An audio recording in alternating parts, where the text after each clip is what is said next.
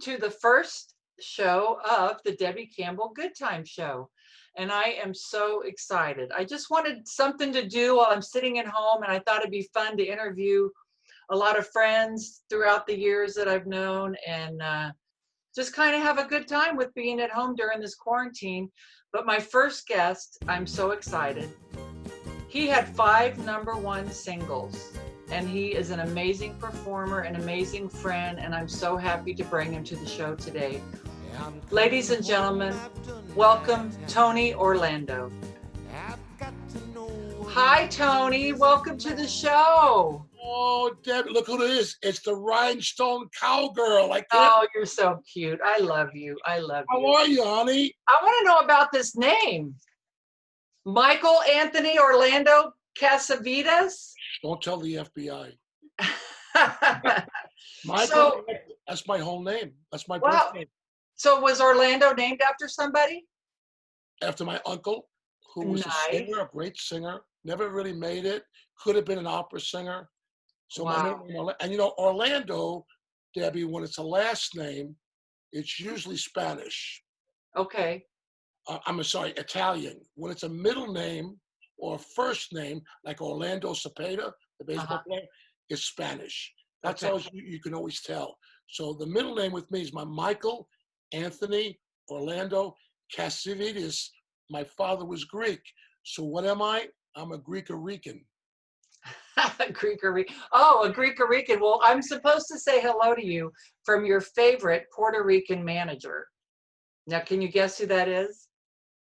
My Puerto Rican manager. No, it's not your manager, but it's your favorite Puerto Rican manager who manages another artist. And he said to tell you hello. Who could that be? Les Martinez. Oh, es que seguro. Neil McCoy, with Neil McCoy. Él es un hermano mío for sure. He's a brother. He said, boy, you got to tell Tony we love him, and we send our love. Because Neil's going to do the show, so I'm really excited. So that was really cool. I'm like what they call a Nuyorican. Like oh. Dano's a Nuyorican. Mark Anthony is a Nuyorican. You know, born and raised in New York, Puerto Ricans are Nuyorican. Oh, okay. Well, I'm learning something here today. And I have been to Greece. Have you? I have. I did an overnight there. As a flight attendant? Yep, I did an overnight in Athens. Oh my gosh, that's some trip. I know it is. It's like 10 hours going over. It's very senior. You have to be very senior to get that trip because, you know, we get paid by the hour, flight hours. So the longer the flight, the more you get paid. So, you know, I was able to get it one time. What is going on airlines? Are they sitting apart or how are they doing that?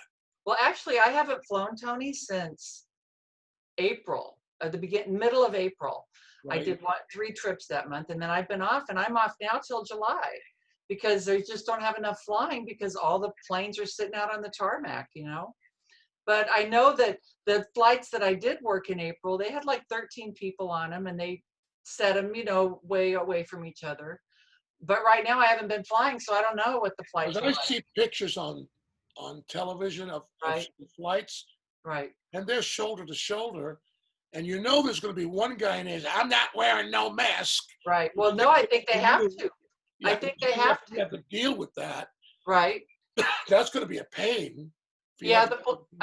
I guess the flight attendants are they hand out masks to them if they don't have one.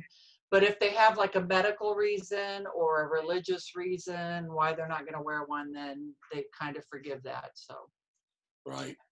But let's talk about you. I want to talk about Tony Orlando. Okay. 5 #1 singles, huh? Yeah, not quite as many as your daddy, but 5 is good enough. I'll take it. Oh my gosh! And all the songs. I mean, who wouldn't know Candida?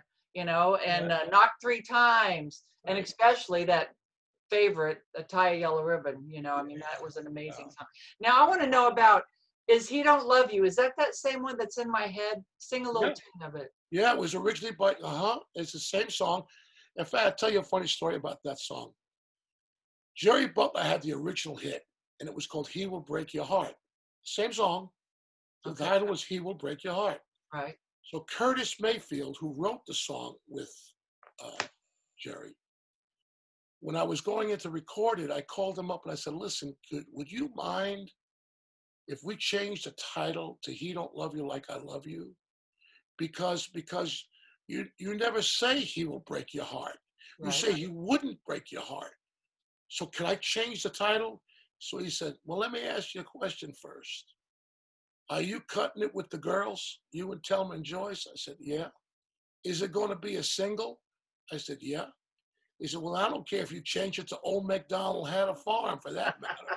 And he was so funny about it. And we did change it. And the Jerry Butler record, I think the title had a lot to do with it, went to like the teens nationally. That record sold 3 million records when we Wow. changed the title. So Now, did you the get title did have a publishing? lot to do with it. Did you get publishing No, no, no, no, no. I by wish. changing the words? I wish. Yeah. Oh my But God. no, I always respected the writer and let the writer earn what he deserves. Right. Right. And now you're a 3-time American Music Award winner, 2-time male entertainer, People's Choice Awards also, 3-time Grammy nominee. Oh my gosh, the list keeps going on. But I want to go back to the very 1969. Lead singer of a studio group. Called Wild. Wild. Wind. Called Wind. Wind. Wind? Yeah, WIND, Wind. I Oh. was working for Clive Davis at the time. Uh-huh. What happened to me was my first hit records, Debbie, came in 1961 when I was 16 years old. It was Carole King's first hit record. It was a song called Halfway to Paradise. And then there was a follow-up record written by, Barry Mann and Cynthia Weil, Right. 2 friends of your dad's. They wrote a song called Bless You that went to number Right. 1. Yes. So when the Beatles came in, all of us American performers were not doing much business. Gene Pitney, Brian Hyland, myself. So I went to work and got a job with Clive Davis, who eventually, I was 23. I became a general manager and vice president of Columbia Music, CBS Music. Wow. And I ran that music company for him from 66 to 1970 when I cut Candida. Just prior to cutting Candida, Bo Gentry came to me and he said, would you do me a favor and would you do a demo for me? I was working for Clive downstairs for Frankie Valli. I said, sure, I got nothing to do. I'll come down and do it. So I did this demo, making believe I was Frankie Valli, and they put the record out called Wind, unbeknownst to me. They put it out as a single. Right. So the record went all the way up to like, I think 17 or 18 on the charts. Not big, but big enough, top 20. Yeah, absolutely. And I never told anybody about it because I was like I didn't want Clive to think I was cheating. So when we did Dawn, the producer, Hank Medver, said, well, look, you've been Wind. How about if we use the name Rain on Candida? I said, no, I don't like it. No. He said, all right, well, I'll tell you what the name is some other time. I said, just don't call it Tony Orlando. I don't want to lose my job because I was doing a favor for him. Right. Right? So the record goes to number 1, Candida. And I look on the charts, I see the name is Dawn. So I call up the guy who produced. I said, Hank, why Dawn? He said, well, the vice president of the company's daughter's name is Dawn. I thought if we named it Dawn, we'd get a good in with him and he'd push the record. Right. And did he? And it went to number 1. And then, of course, then knocked 3 times onto number 1. Right. And then, of course, Yellow Ribbon went to number 1. Oh my gosh, that came in 73 around the time of the war. Exactly. Yeah. In fact, the first time we sang that, Debbie, was to welcome home our POWs from Vietnam with Bob Hope in Dallas. And I'll never forget that day. It was 70,000 people there. We welcomed home those guys. And I've reunion with them every year since then. Wow, that is so awesome. I would love to that would be a bucket list for me, is to do like a USO show, I mean, with some of the artists that go out there and sing to the troops. I mean, that just seems we do it. So gratifying. Yeah, I'll go with you. Anytime you go, I'll go. Okay, let's do that. Take me with you. I got to tell you something. I miss your dad. I do too. I miss him every day. I mean, I'm going to tell you, not only was he the sweetest man and the gentlest man, but what a talent. I know. I mean, I used to say, Glenn, please don't sing in front of me anymore. He said, why? I said, because it makes me want to quit show business. I mean, Oh, you're so he funny. had an amazing voice. I know. He was credible on the guitar. Yeah. And then there was something about his soul. When the Good Time Hour came on, it was long before the Tony Orlando and Dawn CBS show. Right, because yours came on in 74, wasn't it? 70, yeah. Well, we did the summer of 73, and then Right. we came on in 74. Okay. And I remember watching that show, how that man lit up the screen just by a close-up on his face. You went, wow, what I know that little what big a old country smile. Yeah. unbelievable, right? Yeah. What an unbelievable guy. So how long did I know your dad? I know your dad when he was a player in sessions. So I knew your dad for maybe middle 60s, from the middle Yeah. 60s on Yeah. is when I met your dad. And when I go back to some of his stuff in my car, I play, Wichita Lineman. When that opening lick comes in on Wichita Lineman, Yeah. I am the lineman for, you go, oh my God, the hair on my arm still stands up. Yeah. Thinking about that performance. Were you there at all for any of those performances, Debbie? No, I mean, because I was living with my mom, and my stepdad was Air Force, so I was living in England, and I'd go to LA in the summers, but Dad would always be on tour.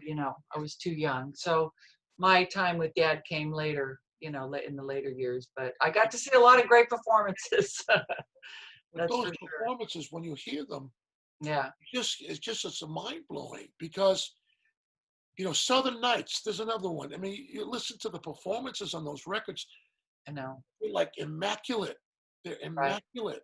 I know. But he was an immaculate musician too. He was. He was. And he never practiced, hardly ever. Not on the road anyway, because all he wanted to do was golf. I remember when he was in Branson, Oh, yeah. and you were in Branson. We used Yep. to go to dinner with him. Yep. I remember some of the greatest nights we had together, your father and I think I'm not alone. I think the whole world misses Glen Campbell for sure. I hope so, because I know I do. And look at this. My club soda in my Tony Oh my God, Orlando there you cup. go. Can you believe that? Look at that. Look at that. That's cool. I know. I'm trying to purge, but there are some things you just don't purge, and my Tony Orlando cup, I've never purged. So. Debbie just drank out of a yellow Tony Orlando cup. Yeah, I got that when I came to your theater, when you had your theater. I can't believe you still have it. Yes. My God. I'll show you what else I have. Remember when we did this? The Jerry Lewis telethon? Yes. When we did the MDA telethon. And I have all of the signatures right there. Look at this, Tony. That's priceless. My girlfriend made me a t-shirt quilt of all my t-shirts of my memories, because I can't have t-shirts in drawers. So you made a blanket out of it?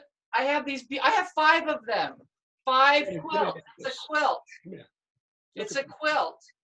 And this is, wow. T-shirts. Yeah, that's beautiful. This is the first one from Branson, of all my Branson, all the, I've got Eddie Rabbit on here. I mean, Oak Ridge. Something, that was quite a time. It was. It was. I don't think Branson realized what they had. And I don't think we did either. I mean, No, I don't think we did. It was such a camaraderie with everybody. Did you say, did you exist anymore, Debbie? Huh? That doesn't exist anymore. That's One so of the sad. things I hate about current show business Mm-hmm. is that a lot of the young performers don't have that code where you never put down a fellow entertainer Right. that we had. Right. You help the other entertainer. Right. You support. Glenn would support my show. Yeah. If I had a charity to do, he would be there. Exactly. I mean, we helped each other. And you read the paper today, you see some of these acts, somebody putting down somebody, like somebody, I don't know who it was putting another performer was putting Taylor Swift down. It's just wrong. Right. It's too hard a business. We should stick together. Right. And That was the everybody's code I different. had with your dad Yeah. and with all of us, with Kenny Yeah. Rogers, all of us, that. Roy We were Clark. family, Yeah. I know. It was such a special, special time that we all had back Well, there. we miss you here. I still live in Branson. Why don't you come back? Well, I need to. Got Don. I got to come see Don Williams. I think, what's he going to be? 99? I think Don's going to be 99 in October. That's crazy. I know, isn't it? I think he's the last brother. Would you ever consider doing the show here? Of course, I mean, I'll come and sing there. Not have a. Why don't you do a show?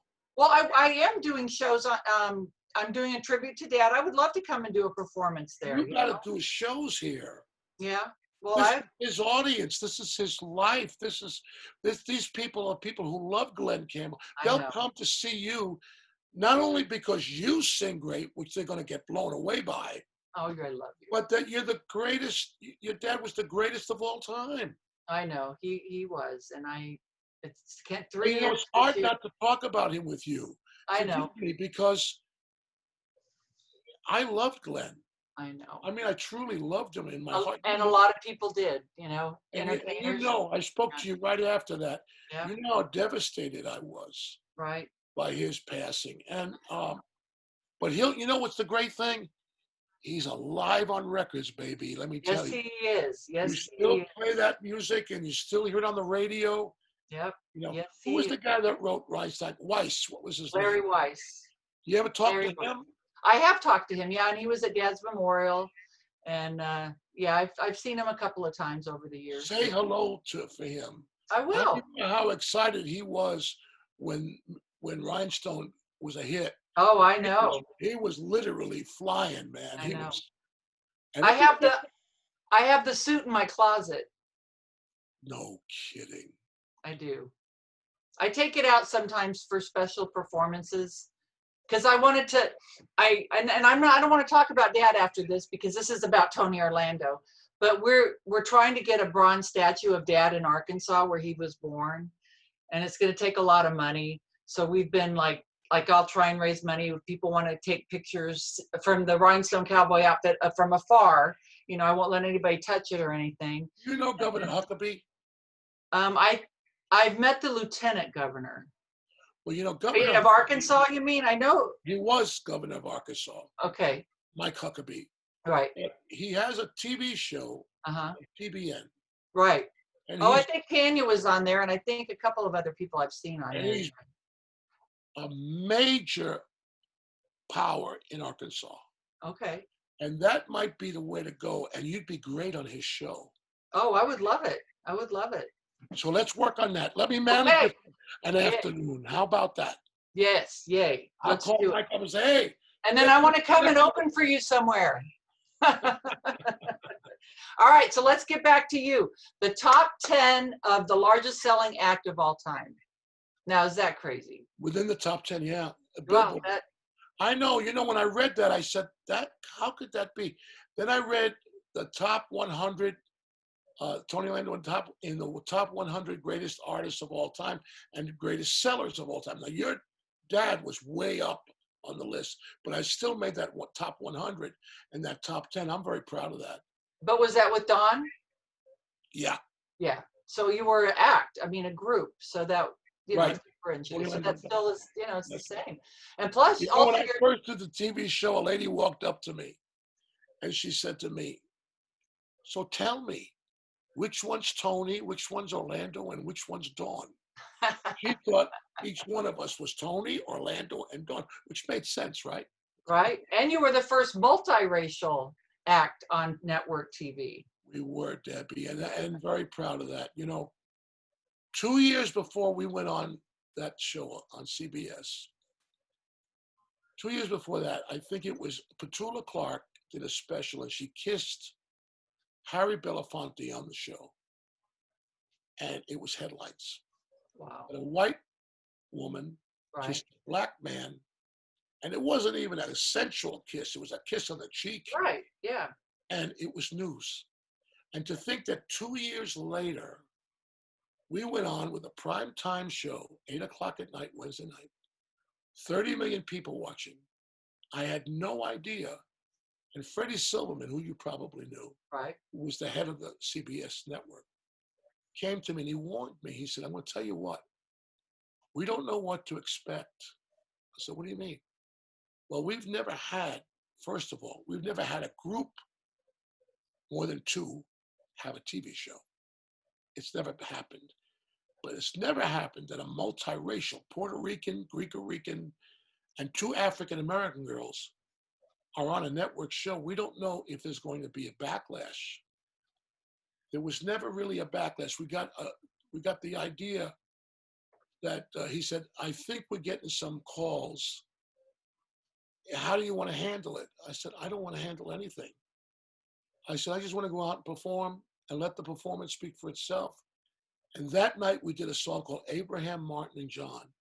I said, that's what we'll do. We'll do Abraham, Martin, and John. And we'll just sing it. And I think that'll make the statement. After we did that song on that show, Debbie, never had we got, in 4 years of network television, had we ever got hate mail. Awesome. I love that story. I Yeah. loved, and now did you also own your own network? Your own network show? Yeah, I own it now. I own that show now. Wow, The that's awesome. Dawn show from CBS I bought back. Jerry Lewis once told me, you make sure you try to own as much as everything you did in your business for your family. That's good So advice. whatever I could, I would buy whatever I could ownership of. Right. So that when I'm gone, if it can bring in a few cents to feed the table, right, then I've done my job. I wish Dad would have done that. Well, I learned that from Jerry Lewis. Yeah, I wish he would have given that advice. You had a dad. That's if funny. it wasn't for him, I wouldn't have done that. That's awesome. I mean, that's awesome advice. Yes, absolutely. Now, you've also been on Broadway. I have twice. And you're going back, aren't you? I'm going back, not me as a performer. The life story, my life story is going back to Broadway. Right. And it's interesting. I had a friend of mine come to me, Debbie, and say, I know you 30 years, and this guy is a billionaire. I know you 30 years. He said, here is a check. I'm putting this check into escrow. I'm not even going to ask for fundraisers. This will cover your show. Go home and write a show. And I said, you know, Bob, his name is Bob Book. I said, I'm not going to go home. I mean, I'm in my 70s. I'm not going to write a show. You're talking about a major, major effort here. Right. And I said, ever since Jersey Boys, there are more shows going on Broadway, life stories of the Temptations and Donna Summer and Cher, and everybody's got, I don't want to buck that. He goes, here's the check. He said, let me tell you something, Tony. Your story, I know you well. Your sister was mentally retarded and cerebral palsy. She was the inspiration to your life. That's part of your life that should be in that play. You should write original songs to talk about her. You're the first multiracial group to ever do primetime television. That's like Jackie Robinson was to baseball. You got to tell that story. Yeah. He goes, and I said, well, I'll tell you what. You make a good case. I did have a very lush career. Whenever Freddie Prinze died, I really went through a breakdown and ended up in an institution, you know, that was not easy to be in. No, wow. I came back because the dream that happened on that rooftop shouldn't be ignored. So Sinatra offered me his place to recuperate in New York, which I did. And in that time, I realized when I look back on it, this is a very lush story. Let me see what I could do. So I wrote a synopsis up. Right. The synopsis became page script, you know, scene 1. Then came scene 2. Then came scene 3. Then came 12 songs that I wrote. Then it came scene 4. Then I looked at it and I said, wow. I said, if this wasn't about me, just about a guy who had a dream and then made it. Right. From the Hell's Kitchen in New York and made a dream come true after being on his rooftop dreaming about being in show business. Right. It's called Rooftop Dreams, and the show will go to Broadway. And we're lucky it didn't go in 2020 because this pandemic closed the theaters down. But yes, there will be a show called Rooftop Dreams, and I'm looking forward to it. Oh, good. And I want to be at the opening. Yay. Yes. Yeah. Now, you've also got a star on the Hollywood Walk of Fame. Yeah. As your dad does too. God, that's like what? How many years ago? 1990. So was that 30 years? 1990. Oh, now what is it? 100 years No, ago? no, 10. Is that 10? No, I can't even add in my head right now. Well, right now, if it's it's 2020. It's 2020.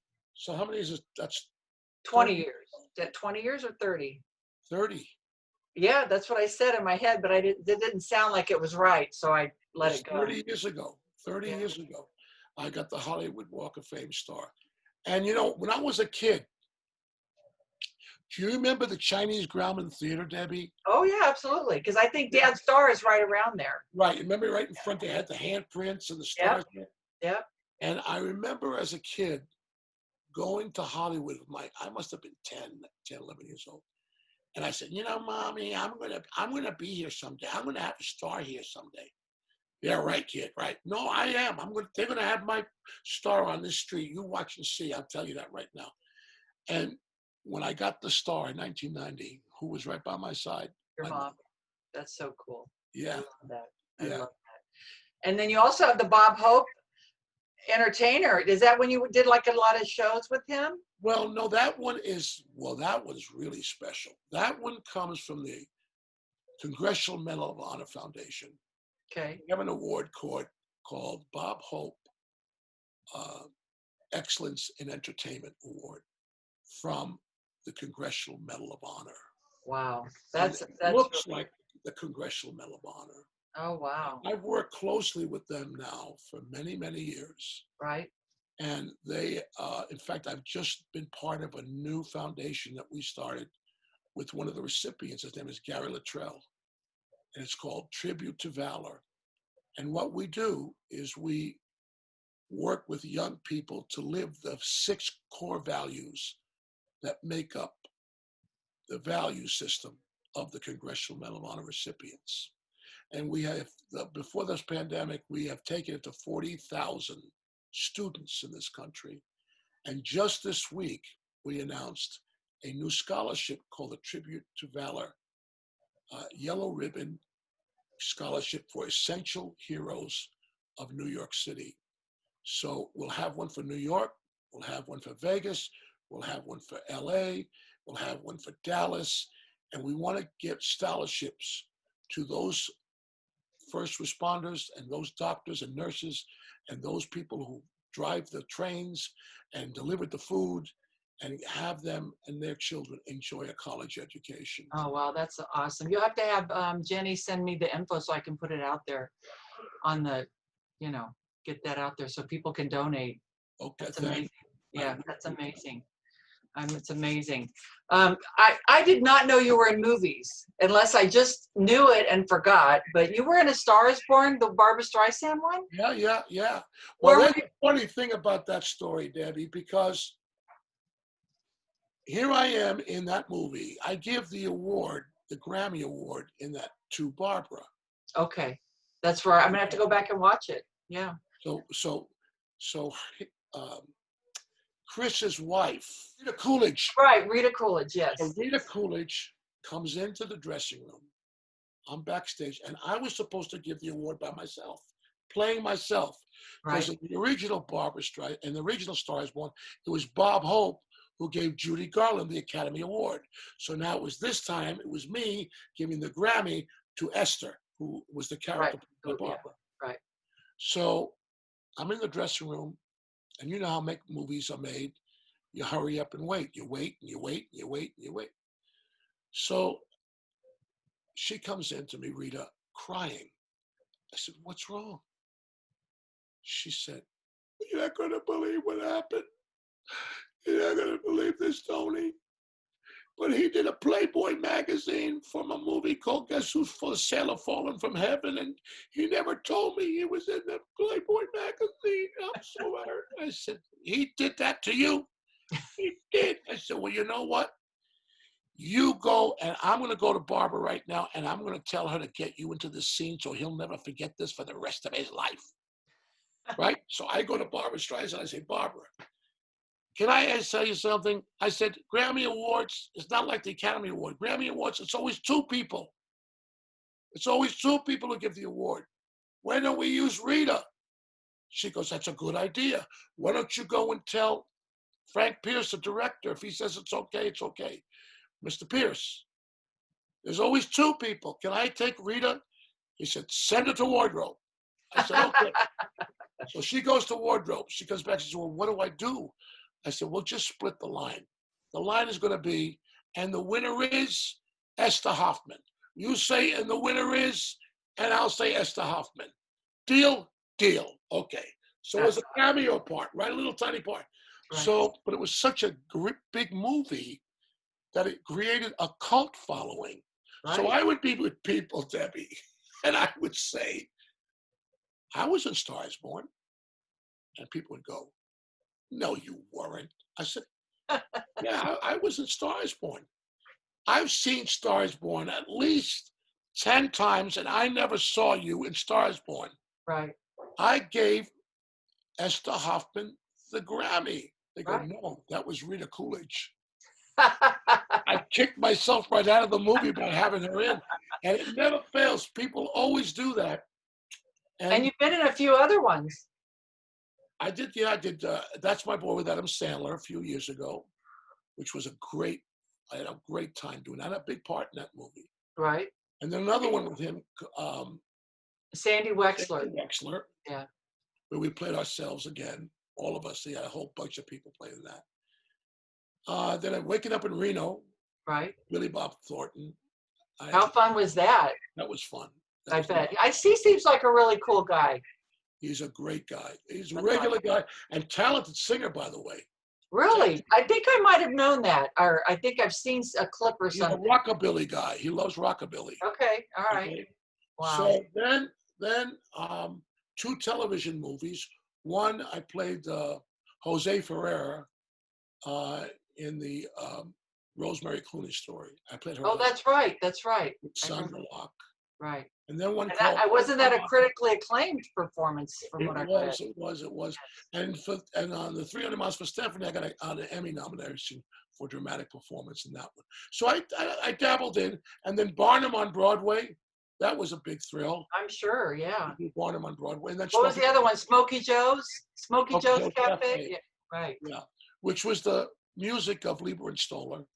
Right. And that being in those 2 shows was an experience, especially Barnum, because I had to walk the tightrope in Barnum. Right. Which was 7 feet high and 33 feet across. And then you got to sing on it. And then you got to do a split on the rope. But they had a net, right? I'm sure they had the net.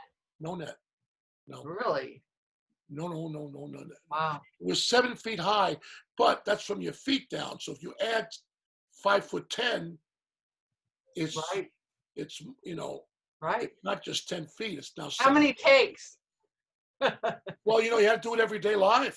No takes. Oh, that's right. Broadway. Oh my God, what am I thinking? Yeah. Sorry. I had to end the first act by doing it, but I had to do that show to prove to people, because just prior to me accepting that show, it was when Freddie passed away.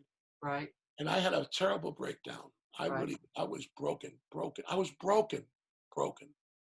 And I quit the business for about 9 months. And then when I started to come back, people said, if you are able to do this show and walk that wire and juggle and hit a trampoline and hit a shelf 6 feet high, they'll never think you're on drugs. They'll never think you're on anything. Right. So you got to clean that up. Why don't you do the show? So I was only in that show for 2 weeks, and here's why.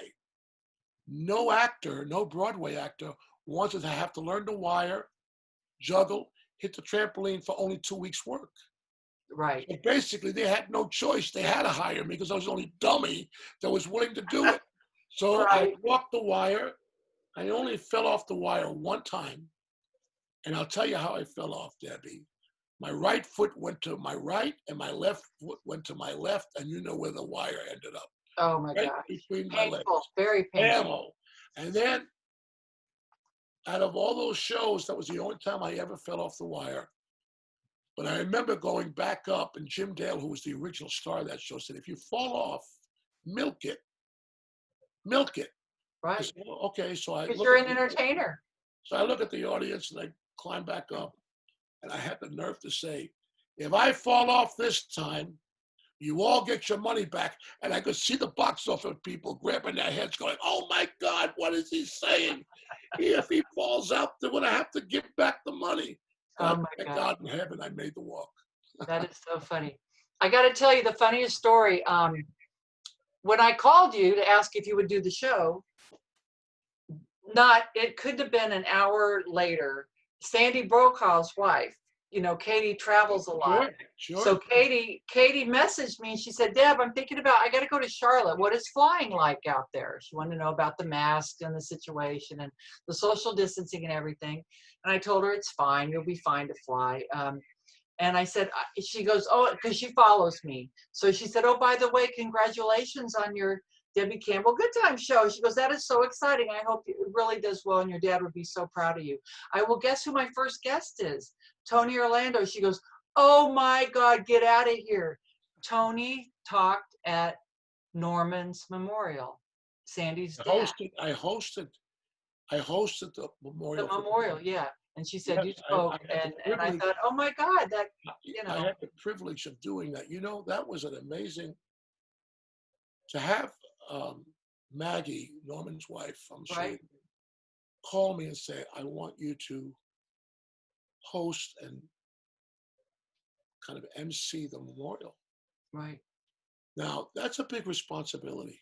yes, When you're saying goodbye and the family is there and all the people he made stars, and he made as many stars as there are in the sky. yes, I I mean, know. he was Yeah, responsible for everybody from right. Loretta Young to Bill Cosby to myself. I mean, it goes Wow. on and on. It's amazing. Thomas, it goes on and on. And I remember being up there thinking, I can't let him down. I just can't let him down. Well, it was very memorable, I'm sure, because Katie was right there. I hope so. It's a big responsibility for somebody who has been so. I loved Norman, and for those of you watching the shows, Norman was the chairman of the board of the great William Morris Agency, and he became my best friend. Wow. And so it was a tough one, but got a great family in Sandy and David, and they got great sisters on the Brokaws. Yeah. And Maggie is looking better than ever. I just saw her. Sandy was he was Dad's publicist all those years. So. Oh yes, I remember. Yeah. I remember. Yeah. And because he was Glen's publicist, all of us ended up with him. In Branson. Yes, because including Aretha Franklin. Wow, I didn't know that. Aretha went to him and David because of the artists that they represented. Right. And your dad was the lead horse. Yeah, he what amazing memories everybody has, I mean, of the time that we all spent together. And so are you ready to get back out touring? Yeah, I just got a call that we might go back. The first show might be at the South Point, which I've been with Michael Gaughan for 21 years in Vegas. Right. And if they open in July, then we'll be back there in August. And then they'll have the rest of the year. Hopefully there's no second wave. Right. There's a lot of people. My daughter, God bless her, loves me so much. She really cares about me washing my hands and doing the things, like wear the mask, do all those things. And she gets frustrated, and rightly so, when she sees, okay, we've opened up the economy. That's a great thing. We need to do that. Right. And then young people go into a beach or go into and they're side by side. Right. And they don't realize they may not get sick from it, but if they're asymptomatic, their mother and father might get sick by it. Right. I So know. she's very compassionate that way, and reminds me all the time of how careful we've been. I just hope that on this Memorial Day, people took heed and wore their mask. You know, what does it take to wear a mask now? Big deal. You Well, know? I heard they weren't doing it here in Arizona. They were all out at the beach, at the lakes, and you know, wall to wall people in restaurants in little Yeah, towns. yeah, yeah, yeah. It's kind of crazy, and I get it because everybody's so pent up. And Right. you know what they did wrong with this one, Debbie? I think if you go to YouTube and you go to YouTube and say, uh, uh, Siri, uh, people with COVID-19, you'll see a list of videos of people who are actually in their hospital beds saying, whatever you do, please keep the rules. Please, you don't realize how bad. They should show that on national television. Right. They should show that so that they don't show the suffering. They only talk about 25 people died today, 2,000 died this month, but they don't show what the suffering is. People have this thing that COVID-19 is a name, Right. like the flu. Right. It's And not unless it directly affects them, then they're right. not It's too aware. abstract. You know what I'm saying? Yeah. It should be more visible. Right. Because it is true. If we get a second wave in September, huh, here I we know. go again. Touring is gonna, yeah, if that happens, touring maybe 2022. If I Right, mean, it's just, right, absolutely right. You're right. yeah. But Well, whatever it is, prayer is important, yes, and absolutely. and being vigilant, staying safe to everybody who watches you. Because remember something, it's called the good time hour. No, And good time show. okay, it's the What good if it time. doesn't go an hour? Let me tell you, it's a show that doesn't feel like an hour. It's a show that feels more like 5 minutes. It's so good. I know, I Because love I'm it. enjoying this. Now, Bobby Rydell was before your dad and before your time. Well, But I know who he is, though. okay, and Bobby was a huge star in the early 60s. Right. Huge. And he did a movie with Anne Margaret called Bye Bye Birdie. Oh, I remember. I know. Yeah, And Dick Van Dyke. and Dick Van Dyke. And he Yeah. said to me, you're doing Debbie Campbell's show? I said, yeah. He goes, tell her I want to do it. I said, okay, I'll tell her. Of course. Bring him on. Get me all the info, Jenny. And the other one that was on was Jay Siegel, who was the lead singer of the Tokens. Okay. Remember? We the light. That's That it. That's it. one? Yeah, yeah. That I was it. love it. And I love so, they said, well, we'd like to do it. I said, well, I'll tell her. Yeah, of course. The more the merrier. This is just a fun time, good time show. And they have great stories. I mean, Bobby Rydell's stories about Frank Sinatra and him are just I bet. classic. They're classic. Wow. Wow. Well, Tony, I love you. Thank you for doing this. And I can't wait to go and open for you somewhere and take me Let's to. do it. Let's do it here in Branson. Okay, I'm there. November 9th. Write that date down. November 9th? Yeah. Okay, I got it. I'm going to fly you in. All right, you got it. Now, it's a show for veterans Oh, on November 9th. okay. If you'd like to do it, we'll I take would you love all to your do it. expenses and everything. Yes. Just 1 or 2 songs. Okay. And then let's see if we can get a theater for you here. You deserve a theater here. I'm I serious. love you. No, I'm not looking for my own theater. I just want to sing. well, you should be singing in your own theater because let me tell you what, the acts in this town are all wonderful, but Yes. there are no more name acts in town. Right. Well, I'm not a name, silly goose. Yes, you are. Your name, your royalty. Let's get one thing straight. You are show business royalty. You are the daughter of a king. I know. I appreciate that. I know. And I love you for having me. I love you. We'll chat soon. And thank you for coming on the show. And my love to your daughter for helping set everything I'll up. tell Jenny for sure. All right. All right. Love you. Love you, Mwah. man. Talk to you soon. Bye-bye, baby. Bye, Tony. I had fun. I did too. We'll do it. Let's do it every week. Do it. Come on. Love it. All right. We'll talk soon. Okay, Debbie. Bye. All right.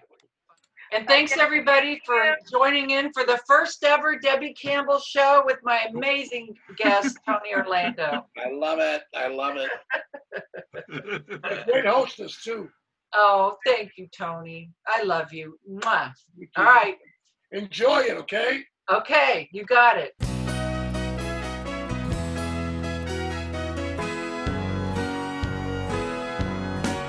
Hey girl, what you doing down there? Dancing alone every night while I live right above you. I can hear the music playing, I can see your body swaying. One floor below me, you don't even know me, I love you. Oh my darling, not 3 times on the ceiling if you want me. Twice on the pipe if the answer is no. Oh my sweetness, not 3 times means you meet me in the hallway. Twice on the pipe means you ain't gonna show. If you look out your window tonight, pulling the string with a note that's attached to my heart.